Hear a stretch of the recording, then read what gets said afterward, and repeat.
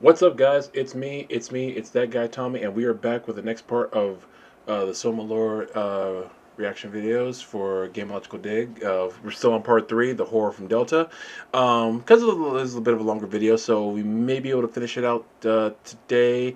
If not, then we'll just be in part 3, but I think we should finish it out today. But yeah, so now we're actually going inside of Theta. So Theta, because when Simon gets here, it's on lockdown from the so there's no easy way to get in. There's actually have to undo the lockdown from the outside. Like finding like some auxiliary panels and everything. Again, watching from playthroughs, that's how I know this. So let's jump in. We're picking up pretty much right where we left off before. Venturing into Theta, Simon finds the station, like all the others, abandoned. Functionally speaking, we learned that it was here where Catherine Chun conducted her brain scans, and where the majority of the Pathos 2 staff seemed to take residence. But thematically, Theta is where things took a turn for the worse.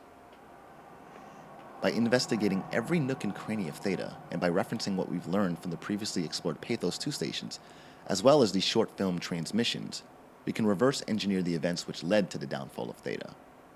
According to transmissions, sometime after the impact event, the crew of Site Lambda were forced to abandon their station and relocate here to Theta. This tidbit is reinforced by the roster list found in the main office in Theta. Then, on April 28, 2103, Station Upsilon was evacuated as well, and its crew, save for Amy Azaro and Carl Semkin, relocated to Theta.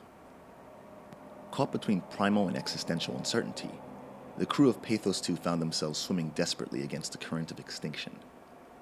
A journal found in the living quarters of Catherine Chun shows how those at Pathos 2 sought to preserve humanity's memories. According to her journal, it started with Imogen Reed's discovery of a WoW-corrupted machine. Imogen Reed tested the machine today. It was clearly corrupted by WoW, but more importantly, it was assembled a seemingly primitive way, like someone had specifically created it for WoW to steal. Activated the machine mimicked the room and Reed along with it. At some point she was scanned and then loaded as simulation inside digital space. The presentation shocked Reed and was quickly terminated. It's here's how much it reminds you of my AR capsule. Dated June 6, 2103, Catherine noted that this machine was assembled in a primitive fashion, almost as if it was designed specifically for the WoW to steal. The journal explains that this machine was capable of simulating the personalities of other Pathos 2 staff. On June 14, 2103, Okay. This is the Vivarium machine that Reed activated. It's clear that WoW copied my capsule project to construct the scene to hold Reed in the simulation. It's actually very similar to its construction, except one point where my capsule houses flat people constructed from model neurographs. The Vivarium's brain scan lives on. It's limited by its content. Brain scan re-emerged. Oh, okay. So that's how the WoW got the idea of putting people in like a or capturing him to put them in like into a state because it got the idea from Catherine's. Okay, I get. Okay, I think I missed that from previous and I don't think I've ever paused it to read these notes before. So I think I get it now. I think for some reason it's never caught on with me. You know, it's just one of those things. But okay, cool. Catherine dissected the machine, which she called the Vivarium. She discovered that its architecture incorporated elements of a device called the AR capsule, a device she herself designed. It's this which allowed the Vivarium to simulate the personalities of Pathos 2 staff. Catherine also realized that unlike the brain scans she used for the AR capsules, the WoW's copies were perfect simulations because they were not limited to the originated scans. On June 21st, 2103, Catherine formulated... There you go. I have it. I can save humanity. I can build an artificial reality capsule. Well, everything remember Pathos 2. I can't figure out how it worked with the Vivarium, but I can replicate was. Oh, so she had a more like toned down model first. The WoW came up with this, and then she improved upon that. Okay, you know what? Okay, got it. Okay, cool. I got it. So the WoW could scan people first. That's fascinating. That really is fascinating. Okay, cool. This game's crazy. The idea that would eventually become the ARC project. By using the WoW's scanning techniques, she planned on uploading the consciousness of the Pathos 2 crew into a Matrix-like digital world, which would then be launched into space.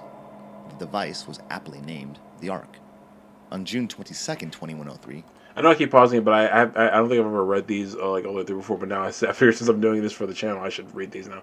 As you thought, the devices are already set to.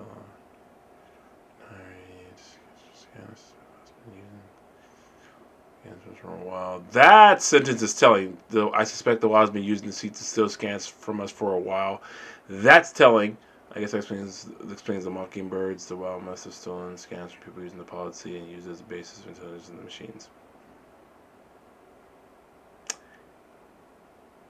And so now you ask the question, then how did Simon get here? Or no, or rather, yeah, well, literally, how did Simon's scan get here? Catherine surmised that the WoW had been using the pilot seats to steal the brain scans. She attributed the Mockingbirds' existence to this theory. By July 3rd, 2103... There we go. Was presently active.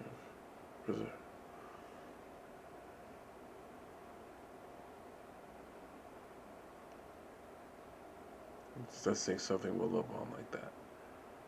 I mean, like, what else is there left to do? That's kind of the hopelessness of the situation. That's like, honestly, it's really the best you could hope for in this case, right? It's like, Earth's gone, essentially. Humanity's gone. This is the best we could, and as far as we know, humanity's gone. Like that's the thing. This kind of like the theory I said earlier of like, are we sure nothing else survived? And we don't know, because all we know is where we're at, and all we know is what we've been told in this game. So yeah. Catherine had broached the subject of the Ark project with her colleagues. The idea had garnered positive reaction from the team, and shortly after, Catherine decided to interview individual members of the crew. July 7th, 2103. Catherine recorded her interview with Robin Bass, who at that time was still very much alive. Are you excited about the Ark? At first, I couldn't really see the point of it. But then I thought, why shouldn't we, right?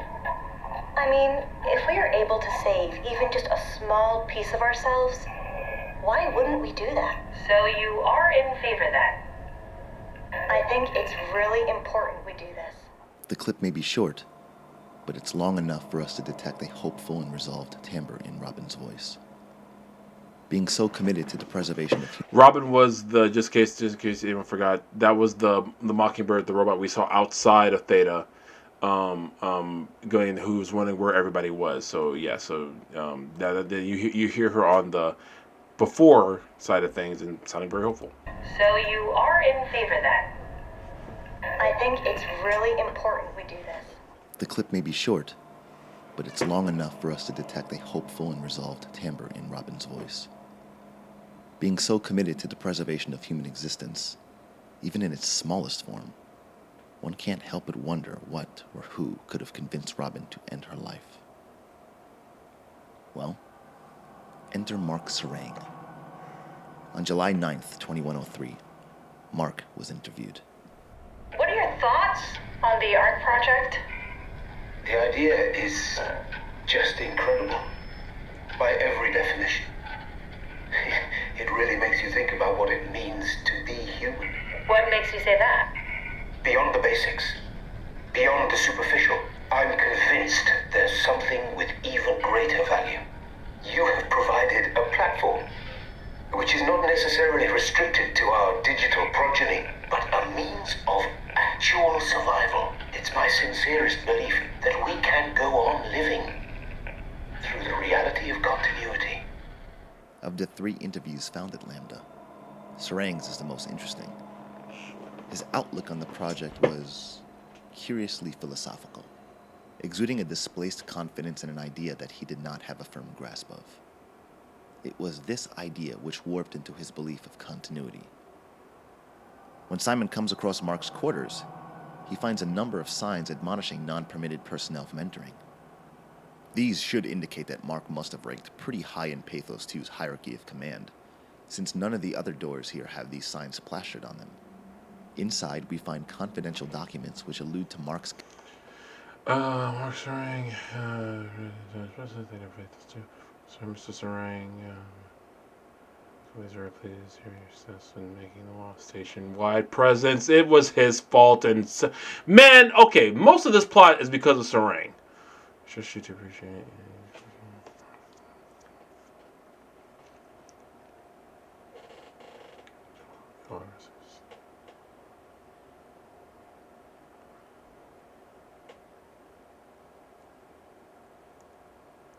Omicron to forcibly eliminate any opposition, but please. Actually, the wall is an important, costly affair.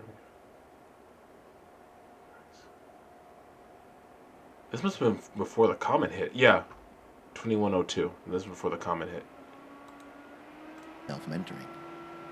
These should indicate that Mark must have Yeah. ranked pretty high in Pathos 2's hierarchy of command, since none of the other doors here have these signs plastered on them.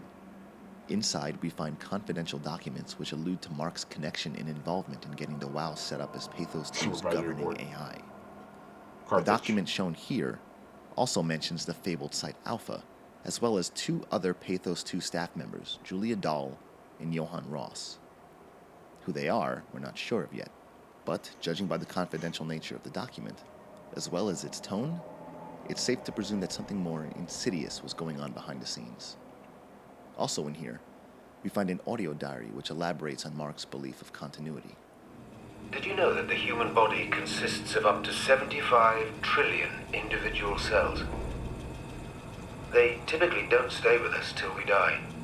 Some live a few days, while others live a few years. We're not affected by their short lifespans, as they're replaced by new cells which help sustain our bodies. I don't think anyone would argue that we ever lose our persona due to this process. Yet we are clearly in a constant state of transformation. Then how do we remain the same? A continuous flow of thought and perception keeps an unbroken chain of continuity that we know as our self. Our conscious mind is not the pattern of our brain, but a continuous, emergent entity based on that pattern. When Dr. Chun populates the Ark, she is capturing a moment of our existence and placing it inside the digital world. Soon you and your digital you will grow apart due to diverging experiences, but for a tiny window, you are the very same. With unbroken continuity, it will live on. A fulfilling life, no doubt, no less real than the one from which it was plucked. Now remember, you are not your body. You are the emergent entity. That entity just happens to occupy two places at once for a while. If you took away your body, you would simply be the only one you can be. The you inside the Ark. Let your body die and continue on in the digital paradise among the stars. Okay, before Game Logical Dig continues, that was to me one of the most fascinating parts about this game was that level of philosophy for this project, because if you're a person like me who believes that there is an afterlife, and as a Christian, a very specific one, what he's saying in a way lines up with the belief about how the afterlife works. Like when you pass away, your emergent self, as he put it, goes on to a higher plane. In this case, it's a man-made digital copy being sent to into a digital program that's going to go into space to live out among the stars. So you can almost see where the thought process came from, but I think the problem is the conclusion that you come to with something like that. Like okay, I get what he's saying. Like so basically to recap, let me see if I can try to simplify it. And, I'm sure a lot of people watching this already get it, but let me just see if I can just break it down. When you get scanned, you're one person. Before the scan, you're one person. When you get scanned, you're essentially two people. Before that moment, you're still the same person. You have the person who just got scanned and the person who's in the Ark now who just got scanned. But now, once the scan's done, this person who got the scan in the first place is still living their life. Well, this person in the arc is also living their life in two different ways. They no longer have the same experiences. I get that. Of course, and again, when it comes to the idea of the afterlife, the like that person's one and the same, and there's never a separation, because when you pass on, there is no two different pathways. You're just that the whole personage goes from one form to another. In this case, that's where the difference is. It's there's a separation, but the forms there's still two, but there's two different forms now. So I get that. I just disagree with the, and of course it's a game. You're not supposed to, I don't think you're really supposed to argue the merit of what Sarang said, but just to me, I get that part of it. I don't agree that the idea of offing yourself is the answer. I don't agree with that part. On July 12, 2103, Mark Sarang killed himself. His suicide note was found by his colleagues, and his belief of continuity began to infect the more impressionable members of Theta's staff. The scan log found in Catherine's lab shows the extent and frequency of these suicides. Between the dates of July 12th and September 2nd, 2103, there were a total of 7. Mark Sarang, Guy Conrad, Louise Muerin, Nathan Grau, Gavin Finley, Astrid Krier, and Robin Bass, all taking place shortly after being scanned for the ARC project. It's for this reason Strohmeyer reprimanded Catherine. As far as he was concerned, she was personally responsible for their deaths. And as a result... Which made no sense, by the way, that to blame her because other people have free will. As far as he was concerned, she was personally responsible. I hate that kind of deaths. logic. And as a result, he placed the ARC project on indefinite hiatus. This meant that those at Omicron and subsequent Pathos 2 stations might never be scanned. One has to wonder, how could the continuity, a belief so unfounded in its credibility, have such an effect on these people? Well, you know what they say.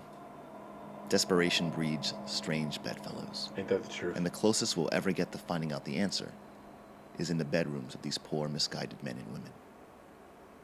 Looking through the staff quarters gives us a more intimate understanding of these people, of their hopes and wishes, of their lives before the impact, and their lives after. Robin, for example, seemed to have a detachment from reality.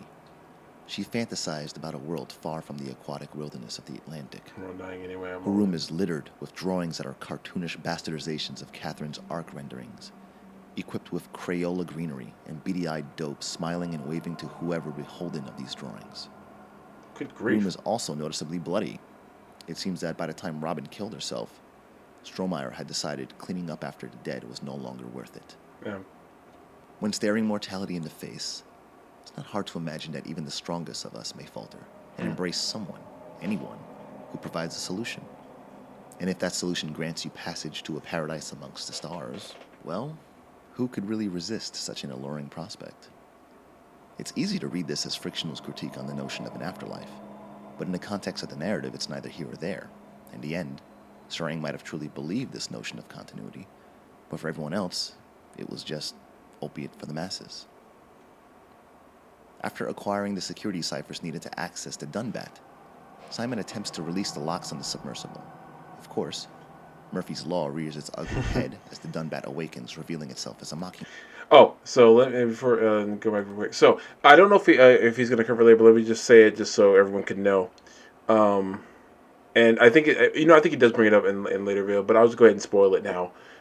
Simon was scanned at the very beginning of the game after his injury in a car accident. That scan is what ends up in Pathos 2 because, his scan became like a template for the process of brain scans, and because at Simon's request, because what we learned is the original Simon who had the accident, he did pass away from the complications, but he allowed the doctor who scanned him in the first place to use that scan as a template in the future for the brain scan process. So the initial brain scan for Simon is what ends up here in Pathos 2. I know that's probably going to get explained later, but I want to go ahead in case anyone was still wondering and wondering, like, okay, well, how did he get there? So I just want to go ahead and say it now. It'll probably get covered later in probably more detail. If it doesn't, everything. So, yeah. Let's keep going. Simon attempts to release the locks on the submersible. Of course, Murphy's Law rears its ugly head as the Dunbat awakens, revealing itself as a mockingbird. It falls from its bindings and into the ocean. As such, Simon is forced to proceed further into Theta's laboratory level. It's here he finds a chamber housing a prototype of the Ark. He also finds a journal entry by Catherine Chun dated 2 months. I decided to find our project the scans we have. I'm sorry for all who wanted to go, but didn't get a chance to scan yourself before the project was put on hold. It's been 2 months since I've had a scan. I don't see how I'll ever be able to win back the support of all you all who showed me. Start the project. I'm sorry I never meant for anyone to take their lives. It's never my intention to fool anyone. I just wanted to save something. I hate it when people are trying to do the right thing and someone else does something stupid and that ruins it for everybody. I hate that's a personal pet peeve of mine. After her last scan, which, according to the scan log in her lab, was September 2nd, 2103. That puts this entry somewhere near the beginning of November. The entry states that she decided to finalize the Ark with what scans she had, and that she was sorrowful about the inadvertent role she played in Theta's suicide problem. The entry which follows is a checklist confirming for Simon and the player what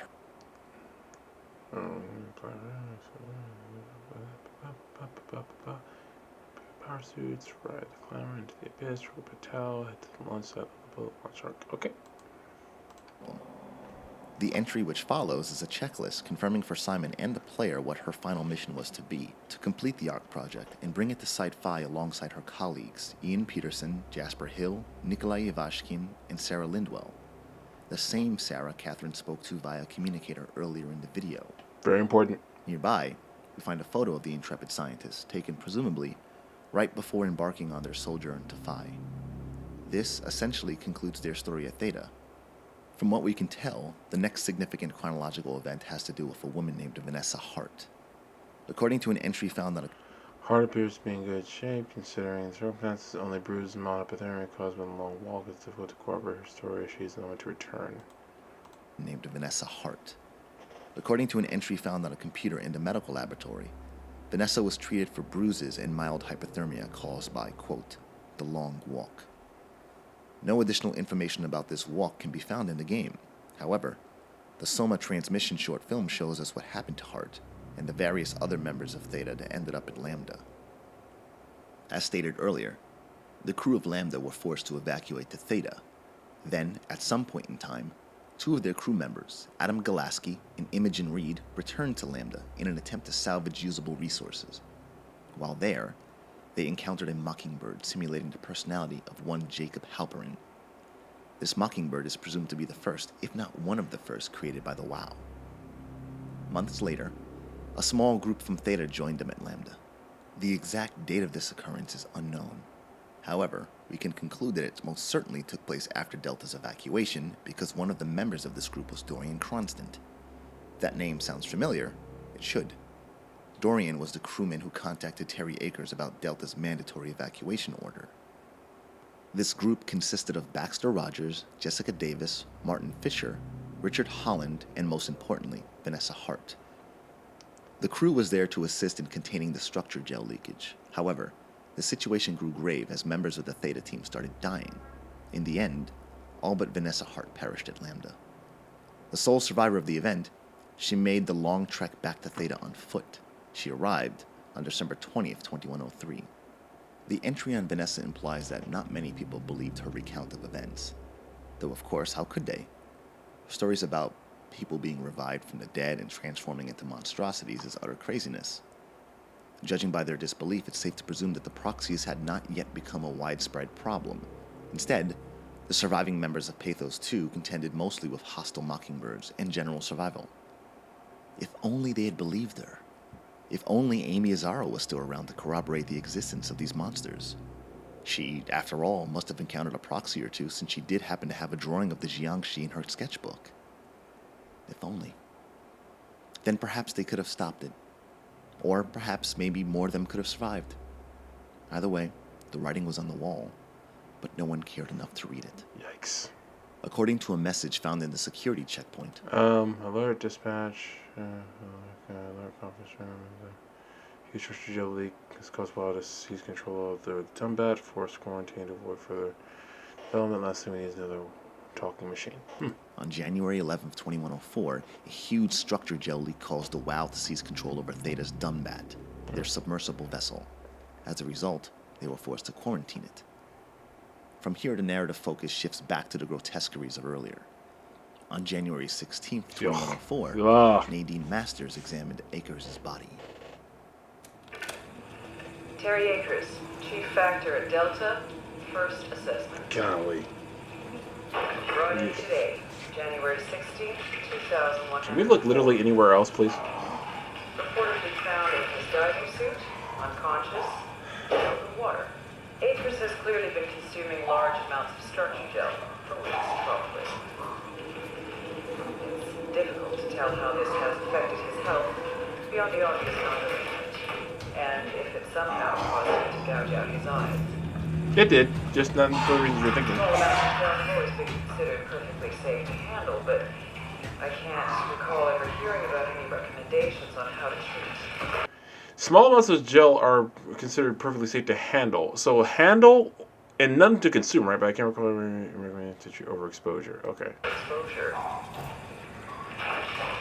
Considering its properties, I doubt it's poisonous, but the more transformative aspects of the hero fluid makes me think that malign cell mutations are to be expected. That makes sense. I think I will need to consult Dr. Eames at Omicron about this. The message found in the office reinforces her findings further. Jerry Akers, 66. Wow. One of the worst cases I've seen is mostly his own fault. He found himself clogged up his insides with structure gel. I'd be surprised if he woke up from a coma. Did he? It did make me think about Hart's story about what happened at Lambda. Could be the last time I'm able to change and rebuild the. Oh, she got attacked when she typed this, didn't she? Yep. Nadine laments on dismissing Vanessa's story as delusional. The abrupt ending of the message implies that something must have drawn her attention away, whether it be another emergency or, if the nearby body is any indication, perhaps Akers himself. What happened next isn't clearly documented, but what is known is that Akers reanimated and began his assault on the crew of Theta. Yikes. Akers, now a calcified heap of flesh, was blind, yet stalked them relentlessly nonetheless. Strohmeyer, you there? I hear you, Brandon. What do you got? Akers and his critters are ferocious. They pick up on every move. There's no way past them. Then we'll fight them. We got to get to the shuttle. And end up like Shank and Adams? No way. Listen, I'll create a distraction and pull them to me. Get the gang to the shuttle station.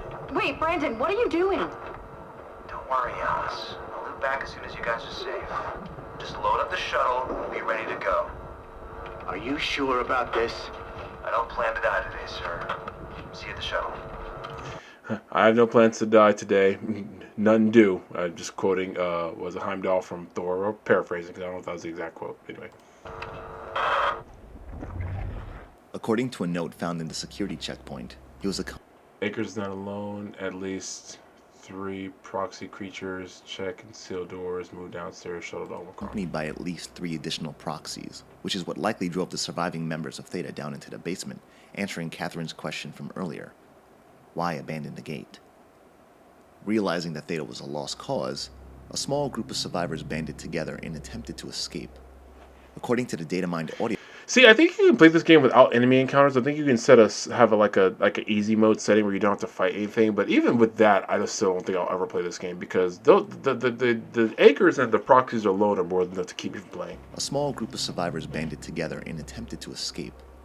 According to the data mined audio logs found throughout Theta, and even areas thereafter, this group consisted of Alice Coster, Brandon Wan, Emma Alvaro, John Strohmeyer, Peter Strasky, Richard Tabo, Vanessa Hart, and Vigdis Jonesitter. Unfortunately for Brandon Wan, he never made it past the laboratory floor. Strohmeyer, Brandon, where are you? it got out of hand. I'm in sector RD4. Did you get everyone downstairs? Yeah, we're safe for now. But you need to get moving. They're gonna figure out where we are and come for us. Don't worry about it. The stairs are blocked, and I killed the elevator. Pulled the connector chip from the lock. Fine. That means you're stuck as well. Only way to keep you guys safe. Take the shuttle, go to Omicron. God damn it, Juan. You just had to be the hero, you bastard. Good luck, sir. Tell Alice I love her. That's His crazy. body can be found in Omega Management. Alice Coster would be even less fortunate. Her assimilated remains can be found in a shuttle in the basement. Simon retraces the steps of this desperate group of survivors. He avoids Akers and reactivates the laboratory elevator, taking it downward towards the transport level. After Yikes. another encounter with Akers, he manages to navigate his way through the dark halls of Theta's basement, avoiding other lesser proxies along the way, until eventually reaching a large flooded chamber. Simon makes his way to the other side of this chamber, where he finds the emergency drainage system. Pulling the lever, he gets flushed out of the station and ejected into the Atlantic. It's here he finds the first of the evacuees. Here lies Vanessa Hart, sole survivor of Lambda, would-be savior to Theta's last remaining humans. What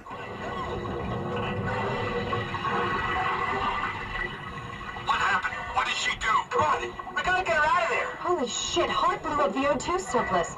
She sealed the tunnel. She really didn't want Akers following us to Omicron. Ah, shit, she's fucking hurt. Her suit is leaking. We have to get her to Omicron. Shit, it's bad, real bad. Oh, fuck, no! Having survived the harrowing halls of Theta, the remaining members of this group made their way to Omicron, only to find it inaccessible due to a station-wide quarantine. One after the other, the evacuees from Theta began to die. Outside the gates of Omicron, we find the remains of Jonesy. Hey, come on! Open up! What is this shit? Armor for the apocalypse? Omicron is in quarantine. This is why they didn't answer our call. Hello? Christ, Strasky, it's called a radio. They're not gonna hear you better if you scream. Jonesy, are you okay? Look, I know you're the strong silent type, but I need you to say something every now and then so I know you're all right. This part's heartbreaking. Well, Jonesy? the first of many. Jones, Fuck's sakes. Let's try the annex again. Maybe we can break in. we're losing Jonesy. We need to get her inside. Well, get in line! Alvaro, there's nothing we can do for her right now. Hit the stasis switch and let's check the annex. At the foot of the outbuilding, we find Peter. What am I talking about? Like most of this is tragic. This is just another tragic part. But you know what? Take it back. All of this is tragic. Every single bit of this. There's nothing not tragic about any of this. There's nothing we can do for her right now. Hit the stasis switch and let's check the annex. At the foot of the outbuilding, we find Peter Strasky. It won't fucking open! And nobody's answering to anything! What kind of cold-hearted motherfuckers would just leave us out here to die? Don't you get it? They're dead. They're all dead. Yeah, you're right. How can you be so calm about this shit? We are dying! How much air have you guys got? 20 minutes, tops. Hey, I'm in red. Seconds away before the CO2 gets me. Strasky? Why wait, right? I'm the master of my own fate. Wait, Strask, what are you doing? I mean, at that point, can you really judge? Can you really blame the guy? Jeez.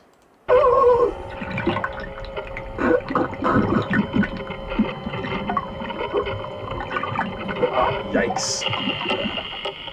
Judging by his black box and exposed head, it's evident he killed himself by removing his helmet in an attempt to stave off carbon dioxide poisoning.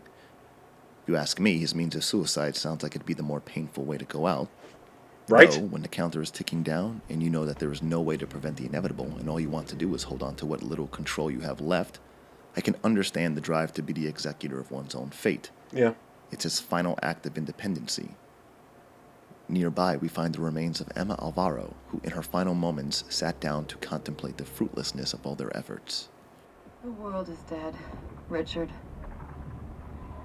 Even if we got inside Omicron, what's left? Grab a couple suits and head for Tau? Strasky, Jonesy, Hart. Everyone is dead, and we are right behind them.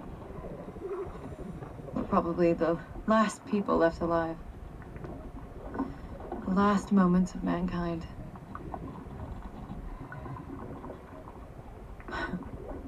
No oxygen left. Better sit down. Don't want to fall into the abyss. There are worse ways to die. Probably. Why they call you M? Huh? Oh, it's for Emma. Emma Alvaro. I like that. It's a good name. We should have hung out more. I think we would have made good friends. Thanks. I would have liked that. Goodbye, Emma. Bye.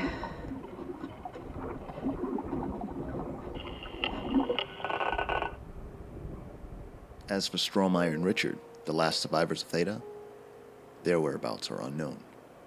It's possible Strohmeyer never made it out of Theta, and instead ended up as one of the many bodies Simon passes on his way out. Yeah. There's no evidence to support this theory, thus any speculation would be considered unfounded. Richard's fate is also unknown. The only thing we can know for certain is that he had enough energy and oxygen to leave Emma in her last moments. The faint sound of fading footsteps can be heard in her black box audio. Perhaps he walked away to find a place to die, a place with a view. Or perhaps he didn't quite give up yet. Perhaps he pushed forward, determined to try his luck with Omicron's alternate entrance. If he's lucky, he never made it inside Omicron. If he's lucky, he fell from the catwalk and sank into the abyss, where he was crushed by the immense pressures of its Stygian depths, because as painful a death as that may be, it pales in comparison to a life as a desiccated vegetable. In the world of Soma, there are no deus ex machinas to whisk us away from certain death. In the world of Soma, the sad truth is, the dead are the lucky ones.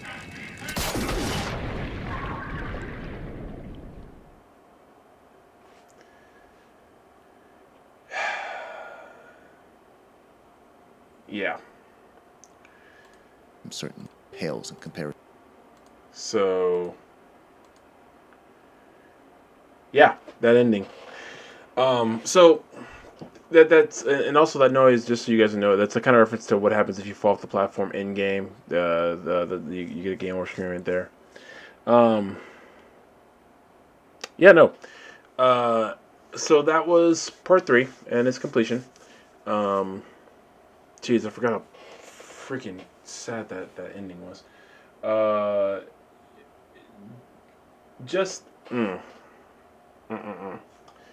So much to think about in terms of like the story of this game, and we have two parts left. Part 5, I can't remember how long each one is, but yeah,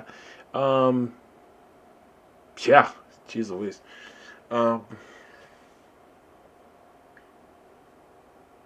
Yeah, okay. that kind of took me out. I forgot about that. So we're gonna continue on next parts. So I really do think like whenever there's a question of like when you can't find someone in this game, like there's a character that's been alluded to but you don't know where they are. Either they're tied to whatever the WoW's doing to them in the other buildings, or it kind of suggested they fell down to the abyss. I'm of the opinion that's kind of what happened. It's like they tried, they tried to find another way around to get into the base there, and like it just fell off the platform. And unfortunately, Game Logical Dig was right. The people who they're kind of the lucky ones. Sad but true, because if y'all thought this was bad, this right here, it was, but oh boy, get ready for the last 2 parts. Thank you guys so much for watching. Appreciate it. For all the love and support, be sure to like the video, share, subscribe, subscribe to the channel, hit the bell to stay notified, and yeah, be good to yourselves, be good to each other, be good people, and I will see you guys next time. Minasan, sayonara, peace.